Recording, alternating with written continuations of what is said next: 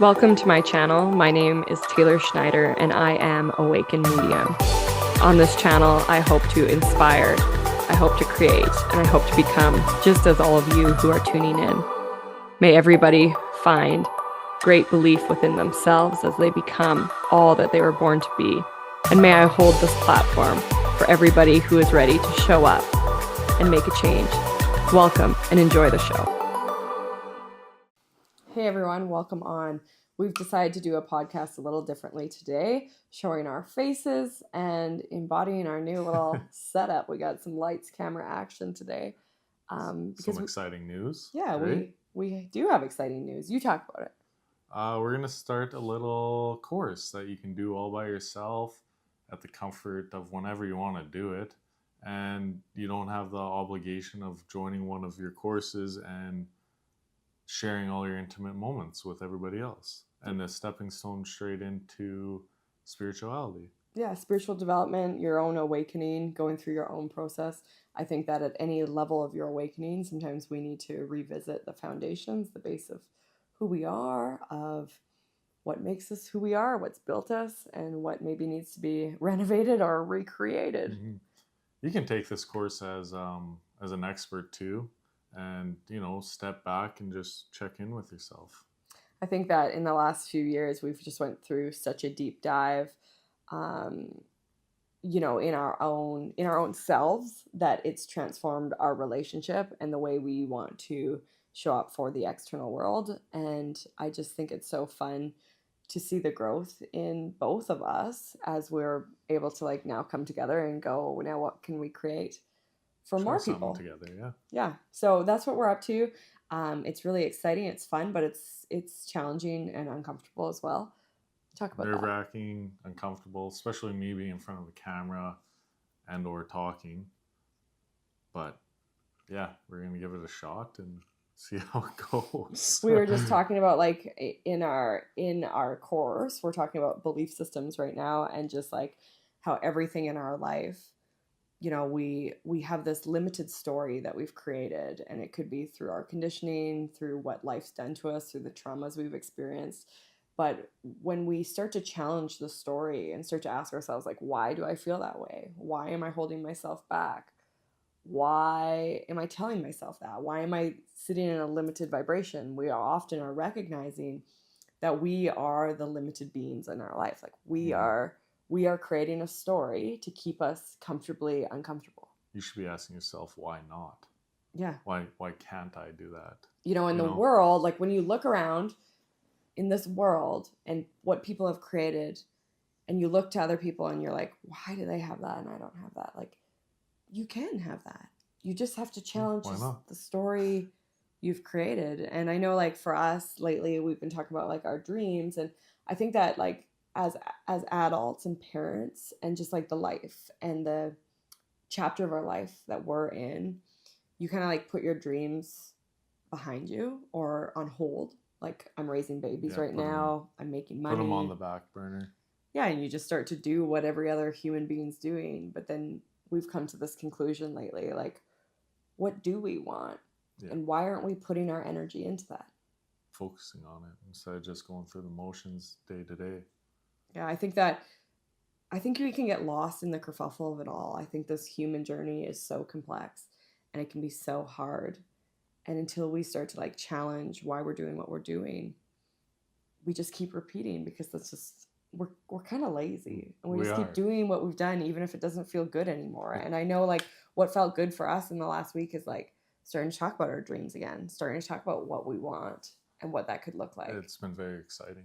Yeah. I think that's the power of manifestation, right? Is if you aren't talking about it and you aren't thinking about it and you aren't imagining it and playing in it, then how are you ever going to have it? Yeah. It's easier to stay in the lower vibration instead of trying to get up into it.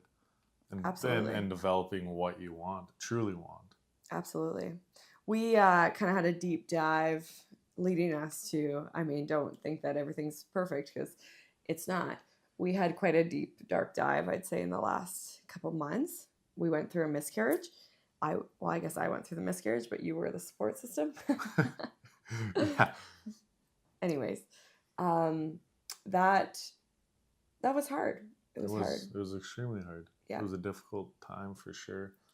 Even though everything may seem all right, it's hard to keep moving on through something like that for sure. Yeah, I mean, like, it's easy to make the video right now and talk about it, but like at Well, the it's still time, kind of hard to actually. okay, But at the let's be time, honest, yeah, but at the time, it was like you wouldn't I have been could able not to bring talk. myself here to talk, and so I think that we're already like we are on the other side of it, Mm. which is a freeing feeling, and I wish we could have showed up during it because that was just like so real and so vulnerable, but That would have been a little too exposing for me, I think. But yeah, it was a lot. I'm trying to get myself out there more, but I don't think I would have been able to do it at that point. Yeah. I think that, you know, with every like deep dive we take, that we always have to come up for air. And so right now, like with what we're experiencing, we're starting to talk about our dreams again and what we want, what we desire in our life. And we're starting to build this course and program together. But we also had to dive deep for a while in the emotions, in the challenging journey of this life, and literally lose our baby to recognize the places that we're still living stagnant. Mm-hmm. And places that we can go, create, move on. But yeah, it was a very deep dive into myself, yourself, and us together, I guess. Yeah, I think that every trigger is our greatest invitation if we allow ourselves to see it that way. And so whatever you're going through in your life right now, you kind of have to ask, like, what is this inviting me to see? And I know that like through the miscarriage, it was like this 3-week process, and we had to constantly, I had to, as the woman going through it, physically, my body was so depleted. I had to constantly remind myself, like, what am I receiving from this? Like, where's the lighter parts of this? Because yes, I'm in the dark, but like I need to find air in this darkness. I can't just stay here. You found yourself a little lost a couple times. Absolutely, right? but Like and that's in the okay. darkness, I mean. Yeah, right? and that's okay. Yeah. Like you can wander in the darkness, but you can't stay there forever. And so like there was just moments of like, okay, so let's find the beauty in this. Okay, I feel like I've come deeper in my relationship with you. That was beautiful. Yes, it connected us. I understood the complexity of the medical system, of what pain meds can do to you, and how it can F you up really easily, but that we have power and choice, and that whatever we go through, we don't have to stay there forever. And I think that there's just like, it's so beautiful to go through these experiences, because if we don't go through them, we never meet that version of ourselves. Mm-hmm. And like, I actually, that wounded version of myself that I was so afraid of sitting in, like I've sat in her for quite a long time now, and I kind of like her. Me too. And so like I like both sides. I like the bossiness and the soft, weak side of you that I never got to experience till this point. Is it soft and weak, or is it just like vulnerable? Vulnerable, I should say. Yeah. Sorry.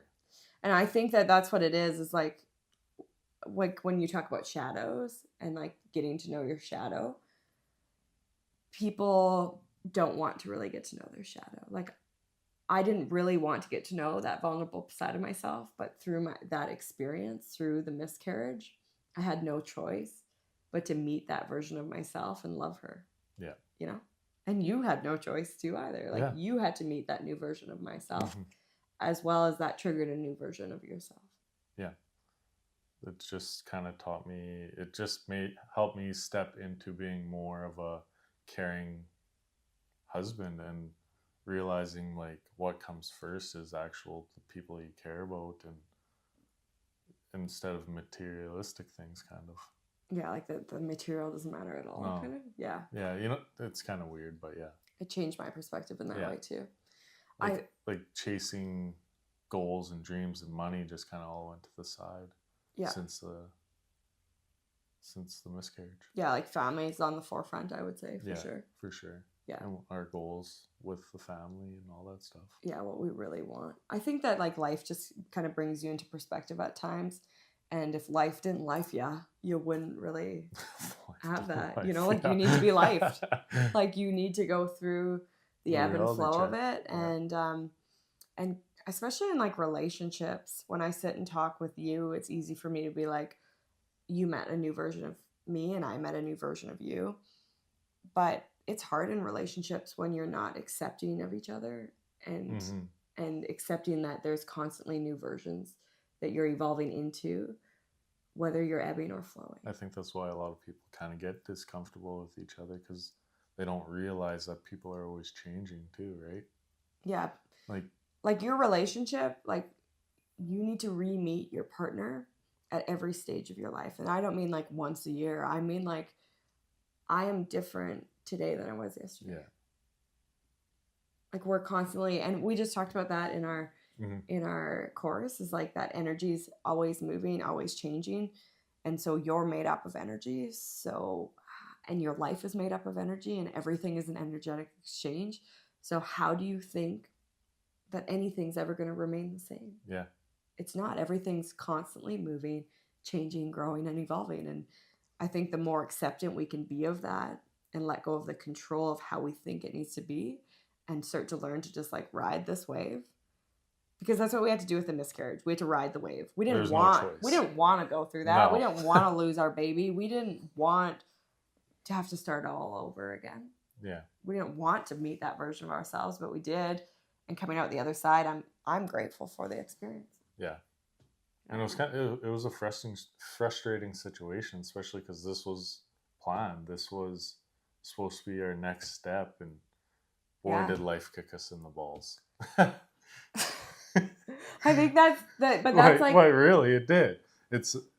We thought we were part of going life, one though. way, and then all of a sudden just kicked us in the balls, and I think sucks, it was just like but reminder taught of the us lots. control too, though, that I like know. you don't really have control. Like you've signed up for this journey, for this experience, and you have control of the way you're going to show up, of how you're going to deal with the situations, how you're going to get around the obstacles. You get to choose that. That's where you have control, but you don't have control of the events that you've already signed up to go through. Yes. And so you kind of got to flow with it. You got to ride the wave. You got to ride the wave whether you want to go through it or not. And it's not like, I never looked at, a lot of people look at what did I do wrong? Like as a woman, like going through a miscarriage, like, oh, what should I have done differently? Well, And I mean, I did. I remember asking the doctor, I was like, could we have done something differently? Like, well, even I thought, well, is there something wrong with me? I think that's like a human instinct to be like, what? That was my first reaction. Could we have done differently? But life is life, and the journey is what you've signed up for. And it's not always about what you could have done differently, opposed to this is what's happening. And here's where I have power in this moment. Like, you know, even when I felt so shitty and went through everything we went through, like we went out for walks and we drank peppermint tea and we cuddled on the couch, and we got support where we needed it, because we needed it at the time, and we still needed support. And, you know, like there's beautiful things we can find in all of it if we like expand enough to see it. Yeah. So just looking at the narrow picture there. Yeah. And like healing too is like, we want to control everything, right? Like we want to control the timelines. We want to control everything, right? And it's just like, right now we're on this healing journey and we don't know how long it's going to be for. But we're like, we're riding the wave. Yeah, I know, but we're also thinking, let it be over already. Yeah. Right? Yeah, I mean, like I think every human wants to speed it up. Yeah, move the process on quicker, because you don't want to be stuck in this healing journey. But it's a part of it. I know, but a lot of people want to move it on. Yeah. I do. I know that, but it's hard not to think that all comes from space of control, though, I think. That's like, again, this false narrative of that we have control on all of these things. Yeah. And we don't. And I think that our control is what prolongs the process. The longer we're trying to speed it up, the longer it slows it down. Yeah. I know that like every time I've surrendered in this, I've felt progress. And every time I've controlled it, degressed. Yeah. Yeah. Yeah. And we do want more babies. We do want more kids. I don't know if that means 1 or 2. I worded it as kids. I don't know. They always say once you have 2, you might as well have 4. Yeah. But I don't know if I want 4. It was funny too, like, because I'm spiritually in tune, obviously I'd connected to the baby and had like visions. And so this baby would just walk past me in the dreams. There was 2 babies that would show up. It was a girl and then a boy. And the girl would walk past me Like she was coming towards me and then she'd disappear kind of Mm-hmm. ghostly, like gone. But then the boy would just be standing there and he wasn't coming near me. So I'm like, oh, it mustn't be his time to come. But the girl was coming, but then she'd disappear. Didn't you have a dream that you had a baby fall out too? Yeah, so the day I went for my ultrasound, the very first ultrasound, to find out just how far along I was, um, I dreamt that the baby fell out of my womb. It was just a little fetus and it fell right out of my womb. And that day there was no baby in the sac that I was growing. So listen to your dreams. Kind of, yeah. Sort of. Listen to the messages that are being delivered though. I knew in that moment I was scheduled to come back for another ultrasound. I knew in that moment nothing's okay. Yeah. And I prepared myself for it. I think you were a little delusional about it. You didn't want to. I didn't want to accept it. Yeah, and that was okay. And then when I went to my next scan, there was no baby for sure. That was official. And then we had to sit in that energy of all of that for a while before we heard from a doctor, and that was hard. But I mean, I think everything happens in a timeline at too. That point, once you went for your second one, we both kind of like we knew. So we sat and processed that for a few days before it was delivered, confirmed, and then we started to go through the process of losing the baby, letting it all go. And that was hard. My physical body didn't want to release it, obviously. Like I was growing something and it didn't want to go. So that took a 3-week process, ended up in a DNC and a surgery, ovary cyst removal. And then the healing coming out of that was very painful. A lot of walking. A lot of vulnerability of just like depending on you completely. Mm-hmm. That was hard. I mean, so I had 2 choices: either I show up or I don't. Yeah. And like as a woman to like in my life, and especially with like our relationship, I've always had to be very like masculine in our relationship of just like, because you've been gone a lot. Yeah. I had to like be the one and emotionally be okay and deal with what need to be dealt with. And that kicked me on my ass after the surgery, and I couldn't be anything but what I needed to be for myself. And that was like crazy life-changing for me. And I'm still very in that vulnerable place. I'm very, I don't want to say like dependent, but yeah, kind of. I'm dependent, and I'm recognizing that that's okay. And so this situation really allowed me to like surrender that part of my ego that was still in survival mode of being very masculine and in control, and realizing like it's okay to be feminine. It's okay to just be emotional and spiritual and let everything else kind of ride out. Yeah. Even my concept of like money and the control of creation lately, I don't want to say the drives went down, but it's just not aligned as much. Yeah, it's just shifted to a different direction. Yeah, it's just like my need to invest in what I need to do right now just feels different, and that's okay. And it's about embracing the change of it all, right? Yeah.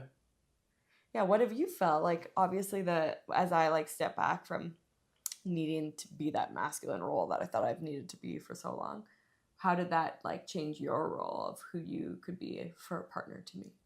Well, it's definitely you becoming more vulnerable has helped me expand to help you more. Yeah. As soon as you put down your walls more, there was space for me to step in and take over and allow you to trust me more with being that support and for you to lean on me. But when it first happened, there was a lot of sorrow and stuff, and I felt like breaking down too and becoming a puddle, but I wasn't physically the one going through it, so I had to get my emotions in check and realize that you're going through something harsh and traumatic and that you would need somebody to lean on. Right. And I felt like if I didn't step into that role for you, that our relationship wouldn't have grown, it wouldn't have stepped forward, and it would have almost been a step backwards for us. I don't think that you had to suppress the emotion, though. I think it's just that you had to be very aware of your emotions and let them kind of ride while you were of support to me. Like, because different levels of emotion would come forward when you were supporting me through that. Like, it wasn't that Yeah. you're only going through grief, but you're also watching your partner go through this Yeah. kind of horrific experience. Terrible experience. Yeah. So And it's, you went through the physical pain, but there was a lot of emotional pain with me watching you go through that. yeah. Yeah, there was. Yeah. So I think that like we can only unpack so much of it like when you're going through the experience, because obviously you're said like you had to be there for me, so you can do all of the healing that needed to be done. Yeah. So how do you plan to work through that moving I forward? don't know. This is actually helping right now talking about it. Just recognizing Yeah. that like there actually is sadness and sorrow. There is a lot. Yeah.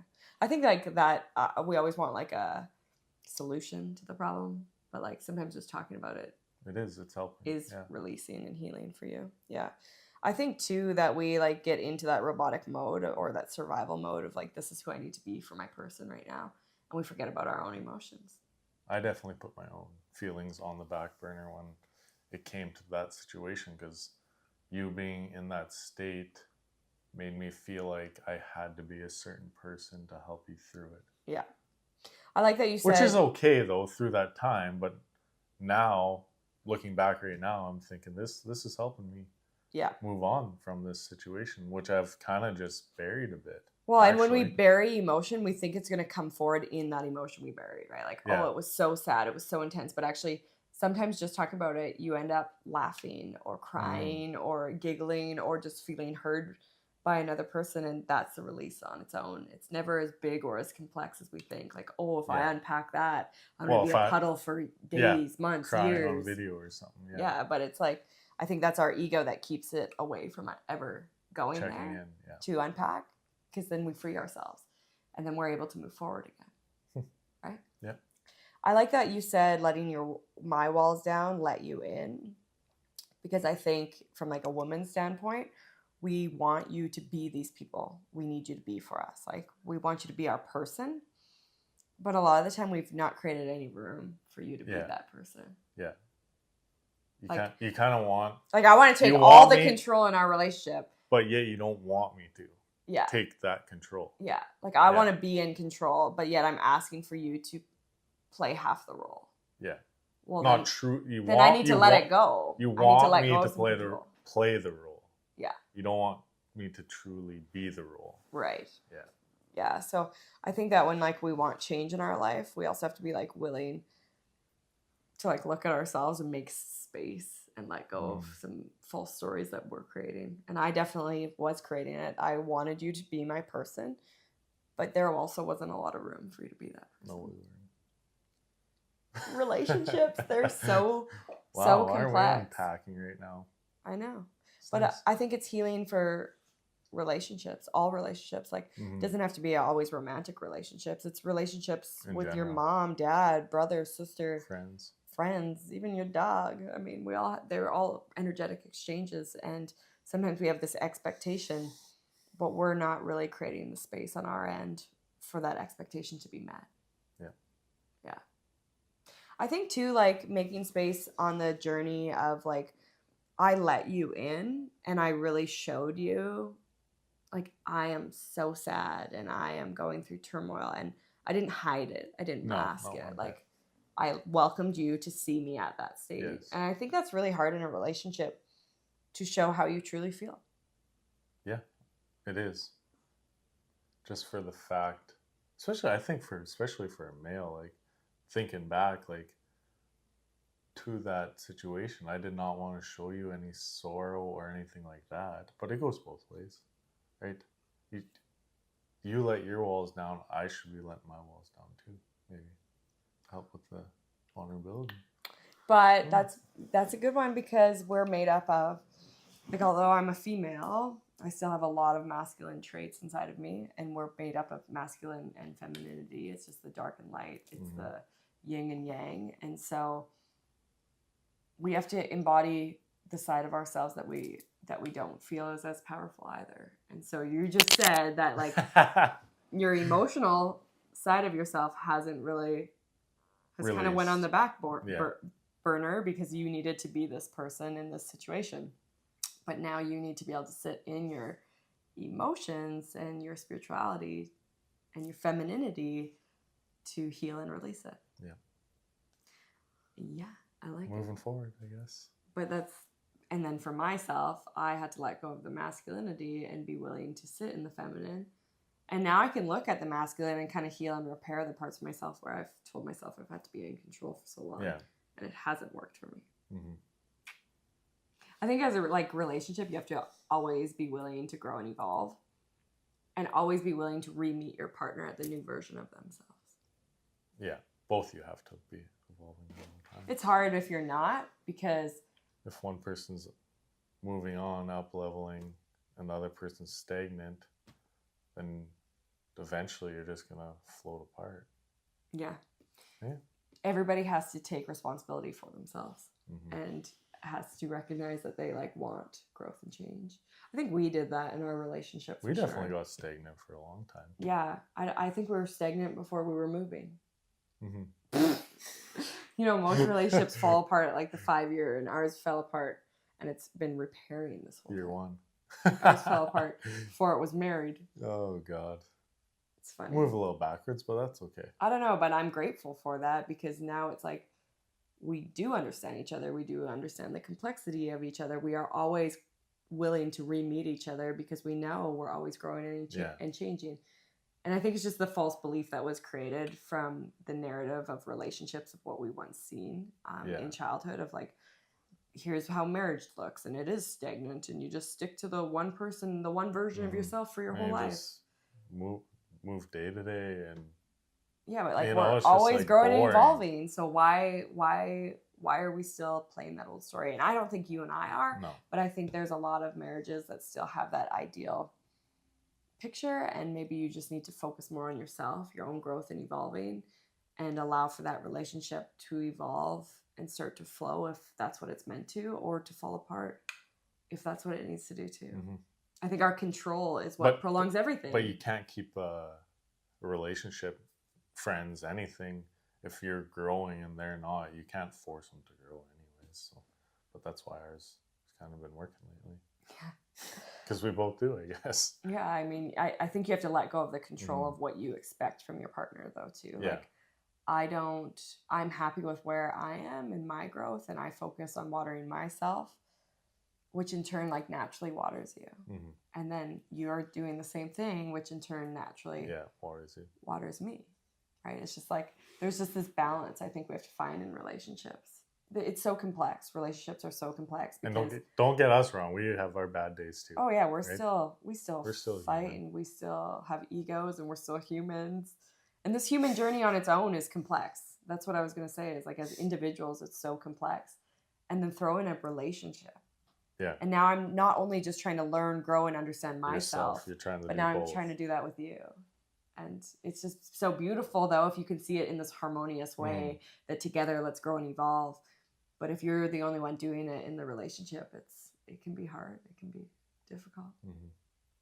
I think focus on yourself and water yourself. And if you can grow, what's meant to grow with you will. And I think trying to find the good in everything too. There's a reason why. There's, Yeah, expanding vibrationally and whatever experience you're going through. Yeah, I agree with that. And even just the complexity of just focusing on yourself and knowing that it's not selfish to put your needs first. Oh, I know that. I just know that for me, I definitely had a belief system my whole life that everyone comes before me, but when in this last month, when you're literally knocked on your ass and cannot serve anybody, but I couldn't even really serve myself for a period of time. I served you. It really puts things into perspective. Yeah, and it really does teach you that if you're not watering you, you're no good to know anybody unless you're taking care of yourself. Yeah. And you know what? A big thing too is the other one I want to mention is control. You have certain things you can control, and that can be your energy and your approach and the way you're going to invest your energy, for sure. But you can't control why you're going through what you're going through. You kind of have to be able to ride out the wave and find the positive and find the higher vibrational energy through the experience to help you from drowning in that wave. Because either you're going to ride the wave or you're going to drown in it. Yeah. But one way or the other, that is your obstacle that you've signed up to go through, to experience.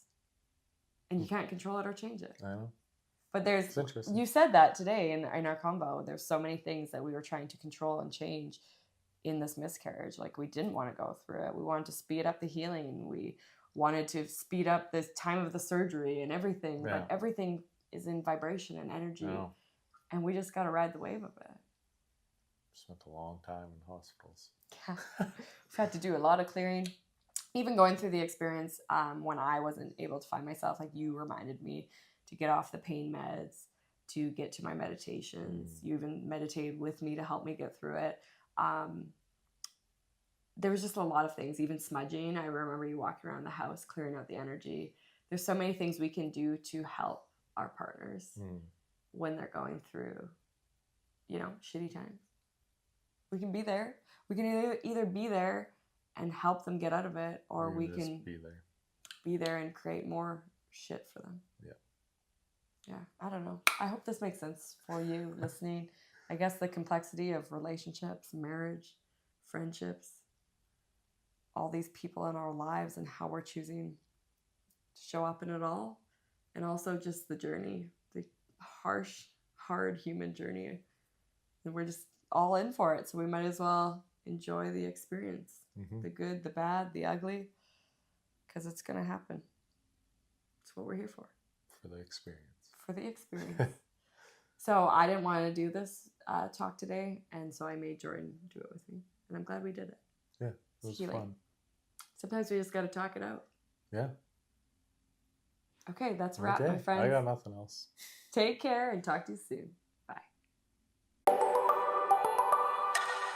Thank you for tuning in to Awakening Within with myself, Taylor Schneider. If you enjoyed this podcast, please like, share, and subscribe.